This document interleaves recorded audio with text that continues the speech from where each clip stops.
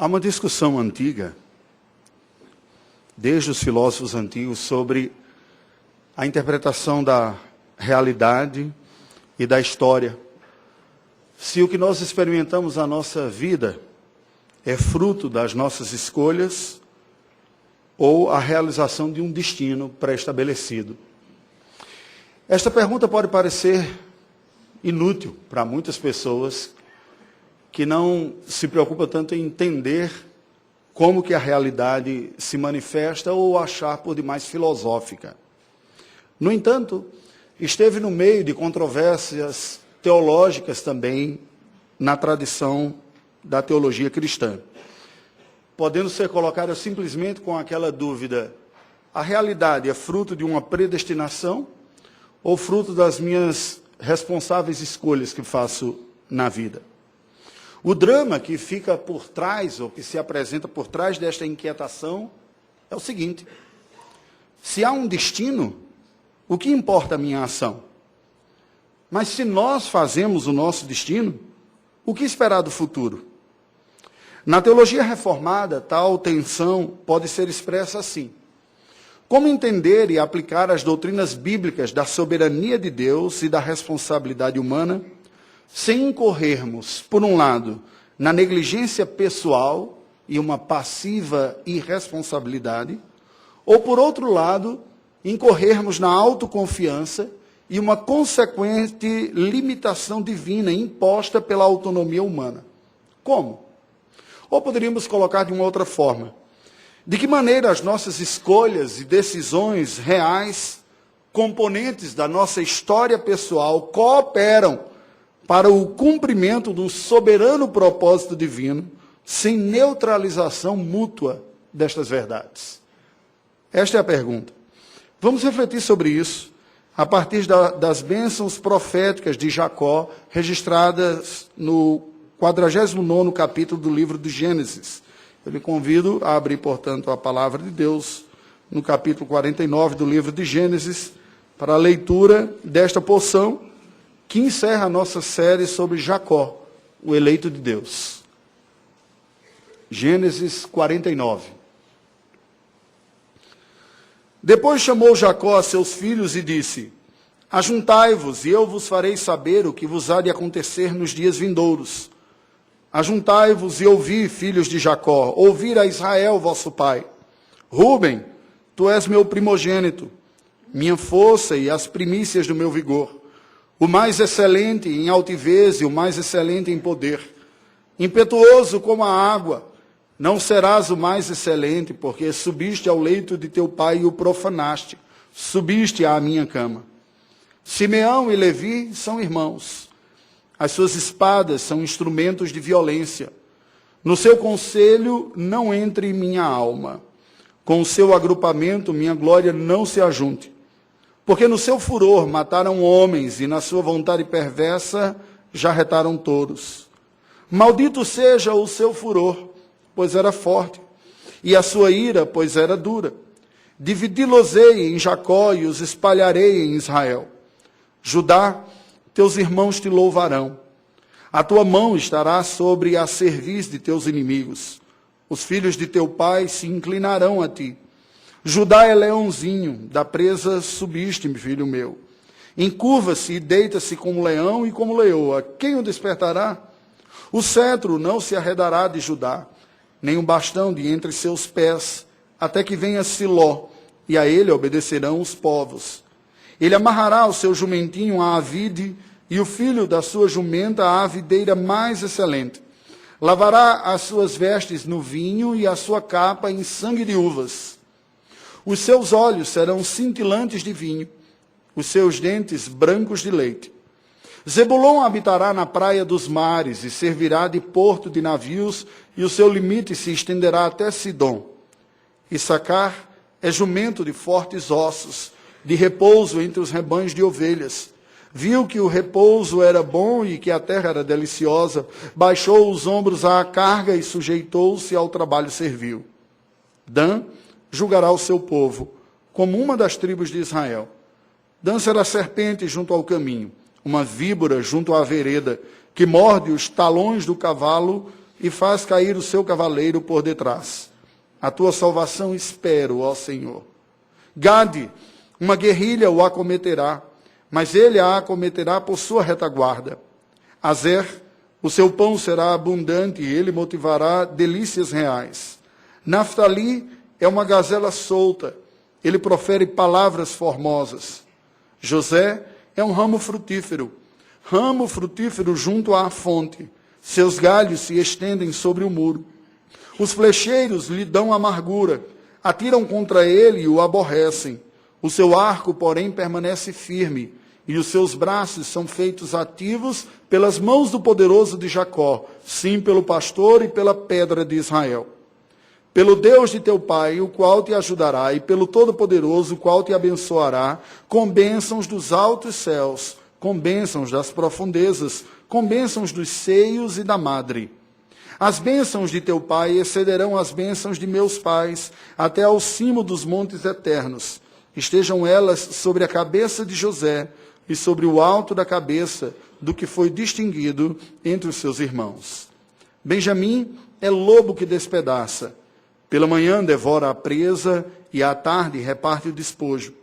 São estas as 12 tribos de Israel, e isto é o que lhes falou seu pai quando os abençoou. A cada um deles abençoou segundo a bênção que lhe cabia. Depois lhes ordenou, dizendo: eu me reúno ao meu povo, sepultai-me com meus pais na caverna que está no campo de Efron, o Eteu, na caverna que está no campo de Macpela, fronteiro a Manre, na terra de Canaã, a qual Abraão comprou de Efron com aquele campo em posse de sepultura. Ali sepultaram Abraão e Sara, sua mulher. Ali sepultaram Isaque e Rebeca, sua mulher, e ali sepultei Lia. O campo e a caverna que nele está, comprados aos filhos de Et. Tendo Jacó acabado de dar determinações a seus filhos, recolheu os pés na cama e expirou, e foi reunido ao seu povo. Oremos ao Senhor. Deus bendito, a tua palavra acaba de ser lida nesse instante. E tu, que pela ação graciosa do teu Espírito inspiraste o autor, pedimos que manifeste graça a nós nesta noite, por uma outra ação do teu Espírito, a nós vital tanto quanto, que é a iluminação. Ilumina-nos, fala conosco, assista-nos, em nome de Jesus. Amém. Queridos, chegamos no capítulo derradeiro da vida do patriarca Jacó. Aquele personagem, a mim, um dos mais fascinantes da Escritura Sagrada. A sua humanidade plenamente descrita nas páginas do livro santo nos mostra como a graça de Deus atua na vida de pecadores eleitos e vai forjando a vocação que nós temos de ser povo de Deus, instrumento das mãos do Senhor, por mérito e graça do próprio Deus. Nessa parte final, nós encontramos este capítulo todo como uma descrição das bênçãos patriarcais que Jacó profere agora aos seus filhos. Ele, que era a terceira geração dos patriarcas, foi o primeiro a ver o início da expansão do povo de Deus. O seu avô teve 2 filhos, Ismael e Isaque, principais, depois teve outros com Quétura. Seu pai, Isaque, por sua vez, teve Esaú e Jacó, mas em Jacó começa essa expansão através do matrimônio, e a essa altura nós já temos um número de 70 pessoas na família. No entanto, o que este capítulo nos apresenta, evidentemente, além de uma descrição poética, de uma bênção que pode ser lida devidamente como uma peça poética, literária, apresenta uma realidade mais rica e importante, sem levar ou sem deixarmos em consideração o estilo literário da poesia que aqui está. As bênçãos patriarcais na palavra de Deus têm uma mística especial de profecia e revelação bíblica. Não são simplesmente aquela bênção que alguns mais tradicionais, e eu tento cultivar ainda na minha casa, diante dos meninos dormirem, proferir uma bênção, né? Bênção, pai, Deus te abençoe, meu filho. Nós fazemos isso muitas vezes quase que num piloto automático, né? Como um gesto de tradição, embora deva haver em nosso coração aquele desejo, a consciência sincera, que é Deus quem abençoa a nossa descendência, apesar de nós e através de nós. Mas é mais do que isso. nós encontramos uma realidade mais poderosa, uma realidade sobrenatural, ou mística mesmo, como coloquei aqui. Que assim como Cristo impressionam estas palavras pela sua plena divindade e humanidade. Ao olharmos para Jesus Cristo, vemos a divindade plenamente presente, mas também a humanidade plenamente presente. Essas bênçãos proféticas aqui têm este elemento humano que nós experimentamos também.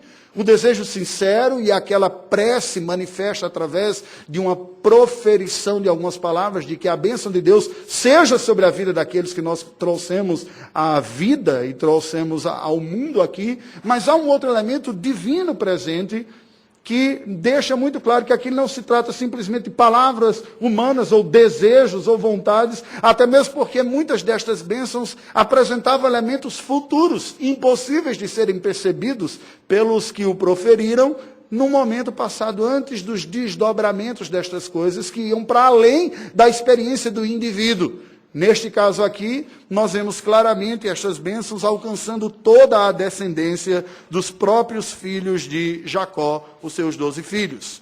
Gênesis 49, portanto, confirma essa regra.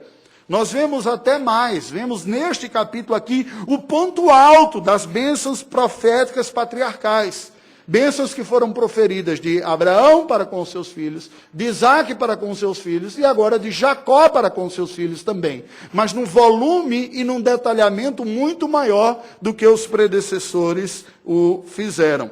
Nestas bênçãos do capítulo 49, nós vemos simultaneamente como Jacó percebe e revela o legado vocacional de cada um dos seus filhos, mas também um desdobramento que este legado teria a respectiva descendência de cada um dos filhos que veio a dar origem às tribos de Israel. Tais legados históricos viriam a ser resultantes, combinadas, de uma contribuição providencial que cada um dos filhos de Jacó daria à sua respectiva descendência. Dele aos seus filhos, dos filhos à família estendida, da família ao clã, e do clã à tribo que levaria o nome do próprio progenitor. Vejamos, portanto, nesta noite, como, a partir das bênçãos proféticas de Jacó aos seus filhos, nós poderemos entender melhor a intrincada questão da soberania divina e da responsabilidade humana, refletindo sobre o tema responsabilidade pactual, cumprindo o decreto de Deus. Repito, responsabilidade pactual, cumprindo o decreto de Deus, ou o cumprimento do decreto de Deus. É sobre este tema que nós vamos refletir. Veja o que o capítulo 49 nos diz. Os versículos 1 e 2 nos mostra Jacó conclamando, chamando os seus 12 filhos. Ele está percebendo que está nos seus momentos finais, a sua idade já bastante avançada, está para terminar a sua vida, e dentro dessa tradição patriarcal, estas últimas palavras de legado, ou de um testemunho, de um testamento, melhor dizendo, espiritual, é proferido aos seus filhos. Ele chama, então, os seus filhos e profere uma profecia a respeito de cada um deles, uma palavra particularizada. A cada um ele diz uma palavra. Essas bênçãos proféticas de Gênesis 49 sobre os 12 filhos de Jacó estão agrupadas segundo as suas genitoras. Nós vemos nos versículos de 3 a 15 as bênçãos que foram proferidas aos filhos de Lia, aquela com quem Jacó se casou primeiro e teve os primeiros filhos, havendo um destaque messiânico até na pessoa de Judá. Dos versículos de 16 a 21, nós vemos as bênçãos aos filhos das concubinas, Zilpa, de Lia, e Bila, de Raquel. E dos versículos 22 a 27, nós vemos as bênçãos aos filhos de Raquel, aquela que era amada de Jacó, mas que lhe deu 2 filhos, com um destaque, a providência divina através de José. Depois da proferição destas bênçãos, há um epílogo, um resumo final, palavras finais no versículo 28, que o autor bíblico nos diz, essas são as 12 tribos de Israel, foi isso que seu pai falou quando os abençoou, a cada um deles segundo a bênção que lhes cabia. E nos versos de 29 a 33, nós vemos o registro das palavras finais de Jacó. Ele dizendo, cumpri, estou chegando ao fim da minha vida, já estou percebendo que está chegando o final, me sepulte junto com os meus pais. É a terra prometida que eu pertenço. Estou circunstancialmente no Egito, mas o meu povo é o povo prometido de Deus, naquela terra prometida de Deus. Eu quero que vocês me sepultem lá.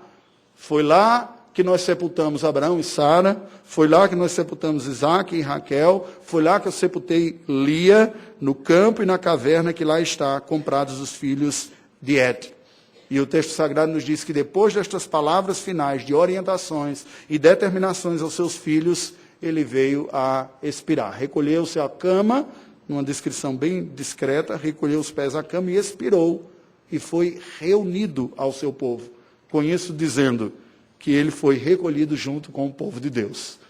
O Senhor Jesus interpreta estes textos dizendo que Deus é o Deus de Abraão, Isaac e Jacó, mas ele não é o Deus de mortos, e sim um Deus de vivo.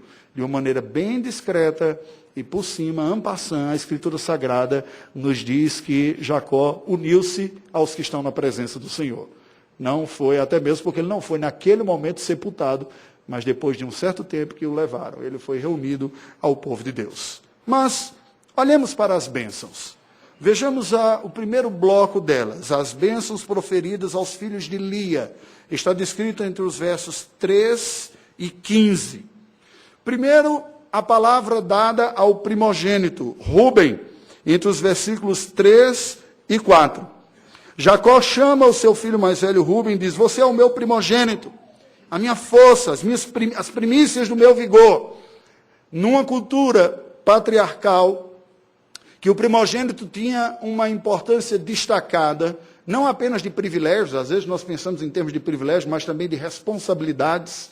E aquelas pessoas que vêm de famílias grandes, nós não temos mais na presente geração famílias tão grandes assim, mas aqueles que lembram de tios, de avós, vão possivelmente se lembrar que uma das características das famílias grandes é que muitas vezes os filhos mais velhos se tornavam uma espécie de stepfathers, de pais auxiliares dos seus pais para criar os filhos mais novos, não é verdade? Aquele que era mais velho vai entrando nos deveres também e diz: olha, ao ponto de um caçula dizer: eu tenho a minha mãe, mas essa minha irmã aqui foi a minha mãe em muitas circunstâncias e me auxiliou. Pois bem, havia essas responsabilidades também presentes, tipicamente de uma família patriarcal ou de uma realidade interiorana, como era aqueles dias lá dos patriarcas. O que Jacó está dizendo? Você foi tudo aquilo que um primogênito haveria de ser. Toda aquela expectativa. Você foi o primeiro, aquele tão aguardado, aquele que nós ficávamos olhando com expectativa. Você foi excelente em altivez e excelente em poder também.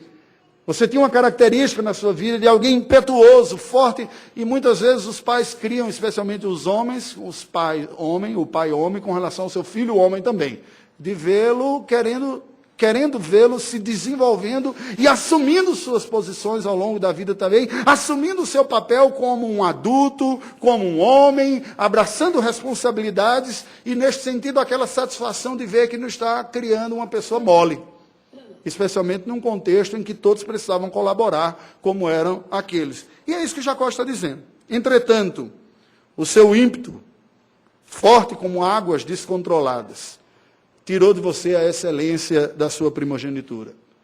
Você foi levado por esse ímpeto de querer ser, fazer e acontecer, e subiu ao leito do seu pai e o profanou, subiu à sua cama. Jacó então faz alusão à prática do incesto que Rúben cometeu com uma de suas mulheres, uma das mulheres de seu pai, Bila, não era sua mãe, mas era mãe de alguns dos seus irmãos. Nós já vimos isso em algumas passagens passadas, alguns sermões passados, naquela atitude de querer resgatar uma autoridade ou uma posição maior, não apenas uma questão de lascívia. E por isso, você está desqualificado como primogênito. Entre os versículos 5 e 7, nós vemos Jacó, então, falando para os dois filhos seguintes que nasceram do seu casamento com a Lia, do seu relacionamento com Lia, Simeão e Levi. E Jacó vai destacar de Simeão e Levi o que eles foram e que marcou sua vida também. Justiceiros embrutecidos. Pessoas que, indignadas por uma injustiça cometida, um sofrimento na sua própria casa, a violação da sua irmã Diná, decide fazer justiça com suas próprias mãos e executa uma cidade, a cidade de Siquém. E diz, essa é a história de vocês foram instrumentos de violência. O meu conselho não entra, a minha alma não entra no seu conselho. Com o seu agrupamento, a minha glória não se junta. Jacó está dizendo, eu não concordo, não é o padrão de Deus estabelecer dessas maneiras, não há honra naquilo que parecia ser justiça do que vocês fizeram. É como se até aqui Jacó estivesse dizendo o seguinte, Deus me deu filhos, e eles não demonstraram tanta honra assim. Ou como se Deus estivesse dizendo, através de Jacó, o seguinte, o primogênito que tem essa responsabilidade, que haveria de ser e guiar ou de trazer o auxílio para o restante de sua família, o que é que você consegue produzir como família da aliança? O seu primeiro foi desqualificado pelo incesto. O segundo e o terceiro por assassinato. Como se Deus dissesse, olha, se depender das qualidades de vocês, esse Salvador não chega. O Salvador prometido lá no jardim, de que do descendente da mulher virá. Não há um perfil redentor no meio deste povo da aliança. Aí entra o quarto. O quarto é Judá, que leva a maior porção daqui. Vai do verso 8º até o verso do 10º. De 8 a 12 nós vemos Deus falando sobre Judá, através de Jacó, algumas imagens fortes. As imagens do leão, do cetro e do jumentinho. Indicando claramente que este quarto aqui, era ele quem haveria de ser um instrumento ou escolhido por Deus para trazer depois o Messias. Essas três imagens que àquela altura eles não faziam nem mesmo ideia do que significariam, mas que o Novo Testamento vai apresentar de forma clara e abundante relacionando a Jesus Cristo, o leão da tribo de Judá. Como até no livro do Apocalipse anuncia, aquele que é digno para desatar os selos e cumprir. Ele é o leão, ele é o poderoso, ele é aquele que reina e que governa. Ele é chamado leão de Judá. Ele é aquele que tem o cetro, o rei sobre todas as coisas. Mas ele é também aquele que serve. E daí a imagem do jumentinho presente também. Os três. O que é que Deus está dizendo com isso? Apesar do texto sagrado nos mostrar que Judá também não era, na sua própria natureza, um exemplo perfeito de piedade. Depois que ele fica viúvo, nós temos aquele caso muito esquisito do relacionamento com a Tamar, né, que oportunamente nós vamos estudar. E daquele relacionamento esquisito também vem a linhagem que Deus mandará o Messias, o Salvador. O que é que Deus está dizendo? A salvação que eu vou trazer ao mundo não depende de vocês, porque vocês não estão à altura da redenção. Nenhum de vocês. Lá, nem aqui. Nenhum. A salvação que eu vou trazer ao mundo depende de mim, da minha graça, de usar quem eu quiser. Porém, há algo mais a ser dito aqui. Sigamos o que o texto sagrado nos diz. Depois de falar desta realidade, nós vemos o verso 13 dizendo o seguinte, Zebulon é anunciada aqui uma profecia sobre a sua vocação portuária, que se estenderia até Sidom, uma cidade que hoje é do Líbano, Saida, conhecida em árabe como Saida. Uma característica enérgica, aquele que é o penúltimo, ou que é o último, melhor dizendo, o caçula, mas que pelo seu dinamismo acaba assumindo a frente, que passa na frente do anterior. Se você vem de uma família grande, você consegue perceber várias características nos filhos. E é curioso como cada um deles tem características distintas, mesmo que sejam dois. Os dois, na verdade, tendem até a acentuar mais, porque a gente sempre vê um em comparação com o outro, né? O que é horrível, né? Porque vira um bocado de estigma aqui. Esse é aquilo, aquele é aquilo outro. Esse é um, aquele é aquilo outro. Mas aqui é destacada essa característica de Zebulon. Esse enérgico, esse dedicado. Ele diz, olha, você levará este legado para a vocação comercial e portuária, que ficará depois, se estenderá até Sidom. Ele ultrapassa o quinto, que é Issacar, que na lista da bênção aqui vem em sexto lugar. Versículos 14 e 15, Jacó fala, Issacar, e apresenta sobre Issacar a imagem de um jumentinho forte, porém preguiçoso. Isso é muito curioso.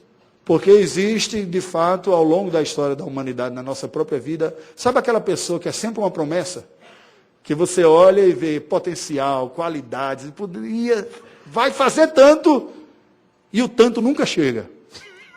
Você diz, o que acontece? Não é? com o conhecimento, com a força, com a coragem, com tudo que tem, vai arrebentar. E o que arrebenta é a sua expectativa. Né? Então, esse aqui foi Issacar. Uma tribo inexpressiva no meio do povo de Deus. Havia um potencial nele, uma imagem de um jumentinho forte, ele disse, esse vai dar conta. Mas na realização, não deu.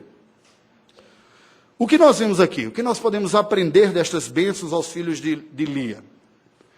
Há uma mensagem central importante, preste atenção. A primazia natural em contraste com a primazia espiritual. Se nós seguíssemos a prioridade cronológica dos filhos de Lia, isso não bateria com a realidade que veio acontecer depois. A ordem natural não foi a ordem espiritual. A ordem natural não determina propriamente a ordem espiritual. Rúben, Simeão e Levi perdem na linha de sucessão a vocação da primogenitura, da condução, da importância, da direção, do cuidado e até mesmo do direcionamento espiritual do povo de Deus para o quarto, que é Judá, que numa linha sucessória foi apenas o quarto. Isso ressalta a incompetência humana em contraste com a supremacia da soberania de Deus na redenção. Por isso que há um destaque em Judá aqui, que naturalmente não queriam ocupar essa posição, pelas ordens da lei social e a lei civil de uma sociedade patriarcal, haveria que passar 3 antes. Imaginemos o primogênito morrendo, veria o segundo lugar para assumir essa posição, aí ele morre e veria o terceiro lugar para que Judá ocupasse como sucessor do trono, teria que morrer os 3 primeiros. Mas preste atenção, espiritualmente a ordem natural não determina a ordem espiritual. Eu não estou falando só de questões ligadas a nascimento, não. A tudo. Há pessoas que naturalmente deveriam ser destaque, serem exemplos, serem mestres. Ele diz, pelo tempo que vocês têm, já deveriam ser tudo isso. E a palavra de Deus diz, tanto Paulo, escrevendo aos Coríntios, quanto o autor aos Hebreus. Muitos de vocês são como crianças, tem que tratar como criança e dar leitinho, porque não se desenvolveu. A ordem natural seria nós imaginarmos que alguém que está há tanto tempo caminhando com Deus na aliança, amadurecesse e tivesse maturidade para conduzir outros. Na prática, nós percebemos que pessoas que chegam depois podem se aproveitar mais dessa graça, desfrutar mais e crescer na dependência de Deus para dar uma lição para aqueles que foram negligentes com seus exercícios. A ordem natural pode se assemelhar a alguns planos de carreira de trabalho, que a única coisa que você precisaria fazer para ser promovido é estar vivo. Esteja vivo. A cada ano você vai subindo de posto. A ordem espiritual não respeita simplesmente o estar vivo, mas essa dependência de servir ao Senhor, em que nós vamos crescendo de glória em glória. Esta lição ficamos aqui. Segunda porção, as bênçãos aos filhos das concubinas Bila, de Raquel, e Zilpa, de Lia, dos versos 16 a 21. Acompanhe. Nos versos 16 a 18, nós vemos a fala sobre Dan, filho de Bila. Diz, Dan julgará o povo, será como uma serpente junto ao caminho. O que está dizendo sobre Dan, que foi uma das menores tribos de Israel, ao ponto dele nem mesmo conseguir viver na área que lhe foi dada, e depois tendo que conquistar um outro pedaço, desconectado de onde ele estava, no extremo norte da nação de Israel, é que aquela tribo tinha um potencial muito grande, apesar de ser pequenininho. E aí vem um contraste com o que nós vimos anterior, o de Issacar. Pequenininho, mas com potencial, se desenvolveu. Verso 19, de Gade, filho de Zilpa. Aqui é proferida uma profecia falando do estado em que ele ocuparia, ou a região que ocuparia no futuro. A vulnerável região da Transjordânia. A região que foi ocupada ou experimentou durante uma boa parte da sua história, ou a maior parte da sua história, os assaltos das tribos que vinham do Oriente. Estava mais a leste. E aqui é dito sobre Gade, essa vulnerabilidade que experimentaria na região da Transjordânia, ao ponto de receber ataques e também ter que aprender a devolver e combater com isso, se tornou especialista em guerrilhas também. Versículo número 20, é dito sobre Azer, novamente sobre Zilpa aqui. De Azer é dito que haveria pão abundante e delícias reais nesta descendência ou nessa tribo. apontando para a realidade geográfica privilegiada das terras férteis ocupadas por Azer nas encostas do noroeste de Israel. Aquele pedaço do Oriente Médio é o pedaço mais fértil, que passa não apenas pelo noroeste de Israel, mas já se conecta com o Líbano. Eu tive a oportunidade de conhecer a parte libanesa desse pedaço, chamado Vale de Becá, que era conhecido na época do Império Romano como o celeiro do Oriente Médio. Tamanha a fertilidade que havia. Isto fez parte da composição da palavra de Jacó, a bênção a Azer. E por fim, voltando a Bila, é dada uma profecia sobre Naftali. E é dito de Naftali, que Naftali seria como uma gazela solta de palavras formosas, falando de uma característica do povo dessa tribo, de liberdade e agilidade deste povo que ocupou o extremo norte de Israel, uma região muito bonita também. Que lição nós podemos tirar daqui? O que nós podemos aprender desta realidade? Ou destacar desta realidade das bênçãos aos filhos das concubinas Bila e Zilpa? Eu destacaria o impacto federativo. O que isso significa? Embora não seja uma fatalidade, é inegável a contribuição que uma geração dá à geração seguinte.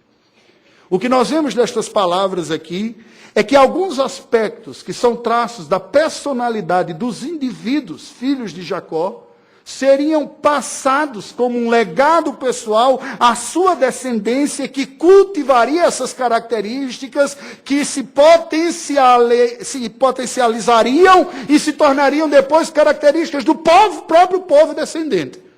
É óbvio que isso não é genético. Embora de uma maneira inocente, nós tratemos padrões de comportamento como se fosse genético. É muito comum nós ouvirmos dizendo, eu tenho esse temperamento por causa do meu sangue italiano. Não é? Ou então o reverendo tem esse temperamento por causa do sangue nordestino dele. Por isso que ele é jeito. Conversa fiada. Não é? Existe, na verdade, uma contribuição cultural de educação, que é muito mais forte do que a gente possa imaginar. Isso não está no sangue. Isso está na influência que nós aprendemos. Nós nos relacionamos com estas pessoas. Aprendemos, consciente e inconscientemente, como agir, como reagir, como nos comportarmos.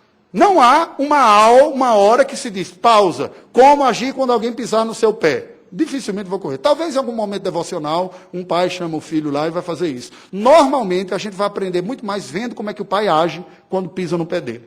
Muito mais do que um momento devocional. Não se engane. Então, esta realidade aqui, nós podemos falar como sendo, em teologia, do impacto federativo. Aqueles que têm autoridade sobre outros, exercem uma influência sobre esses outros, sobre os quais ele tem autoridade. Isso não é uma fatalidade. Não significa dizer que todos aqueles que estão debaixo dessa influência seguirão ipsis literis, ou seguirão em todos os detalhes aqueles que vieram, mas com certeza absorverão muito destas influências. A contribuição virá geração após geração. Os traços de personalidade e a postura são ratificados, e aí pode parecer até uma psicologia behaviorista, né? Mas são ratificados por confirmações, que nós dizemos, muito bom, foi bom que você fez assim, ou são reprimidos por broncas ou disciplinas que são dadas aí. Mas também, não apenas as virtudes, mas tristemente são repetidas, geração após geração, erros. E no nível muito mais complexo que nós gostaríamos de admitir. Como não faz sentido, mas acontece. Pessoas que sofreram alguns tipos de abusos, serem replicadores dos próprios abusos que sofreram na sua própria infância. Esta influência passa de geração a geração. E isto é explicado pela lei natural da autoridade federativa. Autoridades influenciam aqueles que estão debaixo do seu poder de influência. Um exemplo positivo e negativo também. As histórias dos reis de Israel. Quando você lê o livro dos reis ou o livro das crônicas, fica absolutamente claro o impacto que os reis tiveram sobre a sua geração, comunicando, ora uma reforma piedosa, ora levando o povo para uma idolatria maior. Isso não elimina a responsabilidade de ninguém, mas nos ajuda a entender como que estas coisas se processam. Por fim, nós vemos as bênçãos proferidas aos filhos de Raquel, no terceiro bloco, versículos de 22 a 27. De 22 a 26, nós vemos um outro grande destaque aqui dessas bênçãos proféticas, agora dado a José. Se o primeiro foi a Judá, o filho de Lia, esse outro é dado a José. José é nos apresentado aqui como aquele que tem ramos frutíferos. É destacado desta bênção aqui o poder bélico e a maior bênção que ele leva. E tanto foi que Jacó vinha adotar os seus filhos, filhos de José, como sendo seus próprios filhos, proferindo uma bênção especial para eles, Efraim e Manassés. Na distribuição da terra prometida, não há a tribo de José. Ocorre o desdobramento desses seus dois filhos em duas tribos, as tribos de Efraim e Manassés, que estão ao norte. E pela dimensão das terras ocupadas, nós vemos como esta bênção proferida aqui se tornou concreta na vida dos seus filhos. Por fim, versículo 27, Benjamim. É nos apresentado como um lobo que despedaça de manhã e à tarde reparte o seu despojo. Uma tribo pequena, mas extremamente violenta. Eu me lembro que a primeira vez que eu li a Escritura Sagrada, toda por conta própria, na adolescência ainda, o impacto que causou sobre mim o livro dos Juízes, especialmente os capítulos finais, falando das tragédias envolvendo a tribo de Benjamim. A concubina daquele levita, como ela é violentada, e depois ele esquarteja e distribui. E a tribo de Benjamim, presta atenção, gente, algo que nós não estamos livres até hoje e sofremos disso. Aqui, estou falando lá, não, aqui. A incapacidade de perceber que nem tudo aquilo que a gente se orgulha é motivo de orgulho. Os caras chegaram assim e dizem, nós somos a tribo de Benjamim. Ninguém vai se levantar contra os benjamitas, não. Eu me levanto contra e luto com quem quer que seja. Eu não admito que nada seja dito contra nós. Quem pode dizer isso? Quem pode dizer isso? Como indivíduo, como família, como igreja, como brasileiro, qualquer segmento que você colocar, quem pode dizer, eu não admito que nada seja dito sobre mim? Ninguém. Nós somos falhos, somos pecadores. O orgulho e a altivez de espírito de Benjamim fez com que eles endurecessem e se tornasse aquele povo que quase sumiu. Porque um exército se levanta com as outras 11 tribos contra Benjamim, e Benjamim é praticamente aniquilado. Tem que dar assim, um jeito lá no final para a turma não ser extinta. Benjamim é apresentado aqui com aquele típico baixinho invocado. Sabe? O sujeito, assim, todo mundo tira um barato dele, ele teve que aprender a se virar, né? Ele diz, olha, eu sou... mexe comigo para você ver o que, é que vai acontecer. Aquele brabo que tem. Ele é apresentado assim. O que, é que nós aprendemos aqui? Esta lição nos apresenta algo que eu poderia chamar de o paradoxo decretivo. Preste atenção, o que, que é isso? Paradoxo é uma aparente contradição, que quando estudada melhor, a contradição some e a explicação aparece. A elevação de José sobre os seus irmãos, ao passo que Benjamim quase some, revelam eficácias distintas das duas tribos vindas de Raquel. Você tem José agindo de um jeito, Benjamim agindo de outro, mas os dois com destaque. Entretanto, apesar de terem sido os decretos pré-anunciados por Deus nestas bênçãos, a execução destes decretos aqui se deu pela atuação responsável dos seus agentes.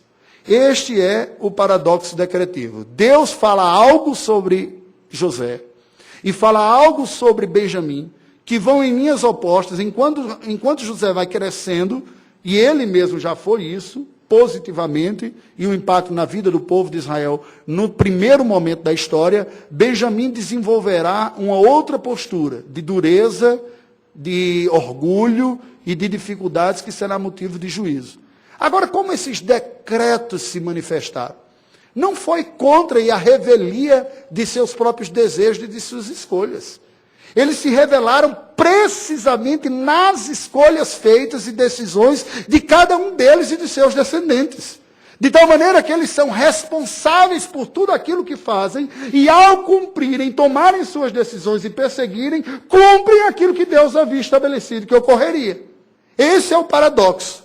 Deixe-me ler aqui o parágrafo 1º do 3º capítulo da Confissão de Fé de Westminster, que explica isso com linguagens precisas. Desde toda a eternidade, e pelo muito sábio e santo conselho da sua própria vontade, Deus ordenou livre e inalteravelmente tudo quanto acontece. O que é isso? Decreto. Porém, de modo que nem Deus é o autor do pecado, Deus não peca e não executa pecado, nem violentada é a vontade da criatura. Nem violentada é a vontade da criatura. Nem é tirada a liberdade ou a contingência das causas secundárias antes estabelecidas. A linguagem é um pouco técnica da confissão de fé, né? O que a confissão está dizendo? Deus soberanamente decretou tudo o que há. Mas esse decreto de um Deus que é infinitamente sábio e poderoso, se processa de uma maneira tal que a vontade de ninguém é violada, nem é desrespeitada a realidade das causas secundárias. Ou seja, os fatores que tornam as coisas existentes como elas são. Inveja, raiva, desejo de vingança, desobediência. Por outro lado, generosidade, amor, perdão. Nós somos responsáveis por tudo aquilo que fazemos, não somos violados em nada disso, mas ao tomarmos as nossas decisões, tudo concorre para aquilo que Deus já havia estabelecido. De tal maneira que Deus não é culpado pelo pecado e nenhum homem é violentado nas suas escolhas. É isso que a nossa tradição diz. Qual é a mensagem desse texto? Preste atenção. Deus executa na história o seu decreto. Este decreto tem no centro do enredo a redenção de todo o seu povo. Para isso, o soberano Senhor usaria cada uma das tribos de Israel, em sua respectiva trajetória, cada um do seu jeito, com suas escolhas e suas descendências, para cumprir uma vocação, que embora tivesse sido estabelecida por Deus, esta vocação decretada seria ativamente construída pelas decisões de cada agente envolvido nas contingências das circunstâncias da providência. Em outras palavras, Deus decretou e o homem executa conforme suas percepções e suas decisões, responsáveis por tudo o que faz. Esse texto sagrado nos apresenta, no meio desses 12 filhos de Jacó e das bênçãos proferidas a ele, algo gracioso ou um elemento central, como nós destacamos aqui, da redenção no meio de todo o decreto. Percebam que dos 12 filhos de Jacó, há ênfase em quantidade de informação e conteúdo a dois deles, Judá e José. Por quê? Mas, preste atenção, muito mais do que simplesmente dizer, vocês são responsáveis pelos que vocês fazem, cuidado com as decisões que vocês estão tomando, e tudo isso é verdade, faça isso, cumpra a vontade de Deus, fuja do pecado, tudo isso é verdade. Muito mais do que isso, o que está sendo revelado aqui é o Deus gracioso e redentor que entra na nossa história, como pecadores que somos, para executar o seu plano redentor. E isso é dito através dos destaques que são dados a José, como provedor à família da aliança, aquele que recebeu recursos para trazer vida e preservação a toda a sua família, e como Judá, e através de Judá, o rei servo, o governo espiritual. Dois elementos complementares que falam do governo gracioso de Deus. O governo gracioso pelos elementos naturais, vindo através de José, e o governo gracioso vindo pelos elementos sobrenaturais pela descendência de Judá, ambos apontando e culminando em Cristo Jesus, que é o Rei dos reis e Senhor dos senhores, é o provedor da sua igreja, é o redentor do seu povo. E ele, diferente de Judá e de José, não teve pecado nenhum. Ele é verdadeiramente o primogênito de Deus, diferente do meu primogênito, do seu primogênito, diferente dos primogênitos da Bíblia, diferente de todos eles. Ele é o sem pecado redentor. Qual é o recado universal desse texto aqui? Deus dispõe da sua criação e recriação, que é a sua igreja, como instrumentos da sua graça, segundo a vocação de cada um, a história e a trajetória de cada um. De tal maneira, preste atenção, que providencialmente da sua igreja, nós nos tornemos eficientes instrumentos da sua graça, segundo a vocação particular. Somos todos instrumentos e alvos do governo, do juízo e da redenção de Deus em Cristo ao mundo, em nossos limites e oportunidades. São diferentes de cada um. Entendamos-los, respeitemo-los e usemo-los. A trajetória de nossa vida foi estabelecida por Deus, como tudo mais, mas de tal forma que a sua livre vontade não viola a nossa, mas se estabelece através das nossas escolhas reais e das demais contingências ou circunstâncias limitadoras que cercam a nossa existência. Esta doutrina é chamada de providência. Concluindo, Deus, como a causa primeira da realidade, dispõe da sua criação e recriação, a igreja, como instrumentos da sua vontade, segundo a vocação de cada um. E usará as trajetórias que nós realizamos em vida como as causas secundárias para o seu decreto eterno. As bênçãos de Gênesis 49 indicam isso ao expressar tanto a majestosa glória da soberania divina, quanto a plena responsabilidade do ser humano na trajetória, então futura das tribos de Israel, mas indicando que é pela providência que se realiza na história, na convergência de todas as coisas, o plano central da redenção de todo o povo de Deus. Crentes no decreto divino, devolvamos ou desenvolvamos com confiança a nossa vocação como instrumentos da graça nas mãos do Senhor. Curva a sua cabeça e vamos orar ao Senhor. Ó Deus bendito, não é da nossa competência intervir, interferir e nem mesmo compreender o teu decreto eterno. Esta é uma realidade que tu reservaste pela tua exclusiva autoridade e majestade. É, contudo, da nossa competência confiarmos na tua soberania, descansarmos no teu cuidado providencial, descansarmos no nosso coração, entendermos que quaisquer virtudes que desenvolvamos não são frutos inatos e essenciais de uma bondade que não temos em nós mesmos. Entretanto, Senhor Deus, é da nossa competência, conforme ordenado por Ti, na Tua palavra, claramente, reconhecer a nossa própria miséria, nossa limitação, nossa indignidade, fugirmos do orgulho e da prepotência quando alguma virtude se manifesta através de nós. É da nossa competência desejarmos e buscarmos ser instrumentos da Tua graça, embora não seja da nossa competência expressar virtudes inatas que não temos.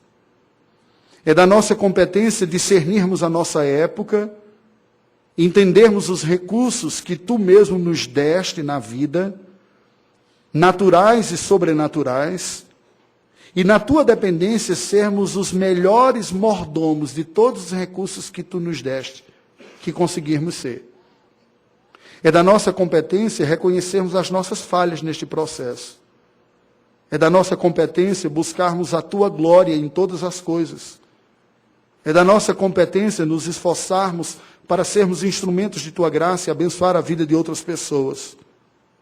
Não é da nossa competência nos julgarmos melhor, nos julgarmos mais competentes, nem sermos cegos às nossas incompetências.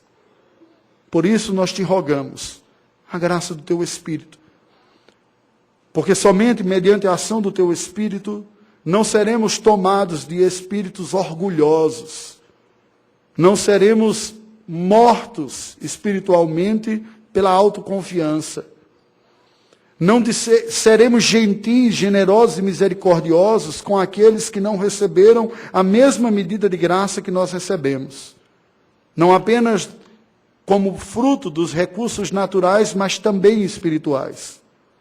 Pedimos, ó Deus, que Tu nos ajudes a mantermos o foco daquilo que foi apresentado nestas bênçãos aqui. O foco da redenção. De todas as palavras que Jacó deu aos seus filhos, houve um destaque no cuidado gracioso e providencial do Senhor para com o seu povo, a sua igreja. Ajuda-nos a vermos a nossa vida assim também.